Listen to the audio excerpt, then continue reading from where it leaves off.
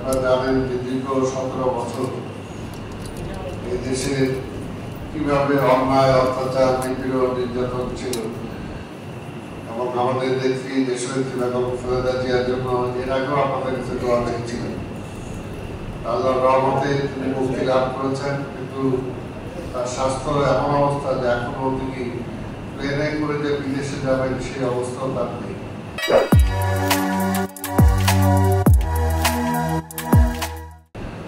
আপনারা তার জন্য দোয়া করবেন, তার জন্য দোয়া করেছেন, দেশের জন্য দোয়া করেছেন। এই জন্য আজকে একদম ফ্যাসিবাদ থেকে আমরা এই দেশকে মুক্ত করতে সক্ষম হয়েছি। আমাদের এই মোহাম্মদপুর এলাকার অনেকেই শহীদ হয়েছেন সে আন্দোলনে, এবং কি অবস্থা ছিল সেটা আমরা সবাই জানি। তাই কিন্তু সবার কাছে আমরা দোয়া চাই এই দেশে, বিশেষ করে আমরা যারা রাজনীতি করি, আল্লাহ যাতে আমাদেরকে সৎ মানুষ হয়, ইমানদার হয়, সুযোগ আল্লাহ করে দেন। আমরা যাতে এই দেশকে সত্যিকার অর্থে যে স্বপ্ন নিয়ে একদিন দেশ স্বাধীন করেছিলাম, আজকে সেই স্বপ্ন যেন বাস্তবায়িত হয়। আবার যাতে নতুন করে কোনো ফ্যাসিবাদের সৃষ্টি না হয়, এটার জন্য আপনারা আমাদের জন্য দোয়া করবেন।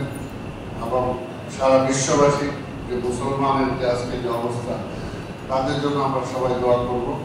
বা আমি নিজেও আমার ব্যক্তিগত আমার জন্য আমরা দোয়া চাই। গত 18 সালে নির্বাচন করেছিলাম এখানে, আপনারা জানেন, কিন্তু সেই নির্বাচন হয়নি, তারপর রেজাল্ট ছিনিয়ে দিয়েছে।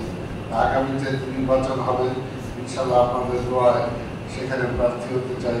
আপনারা দোয়া করবেন যাতে আল্লাহ সব মানুষের শাসন, সব মানুষকে সুযোগ করে দেন যাতে এই দেশকে, এই সমাজকে সেবা করেন। আপনাদের সবাইকে ধন্যবাদ। আসসালামু আলাইকুম।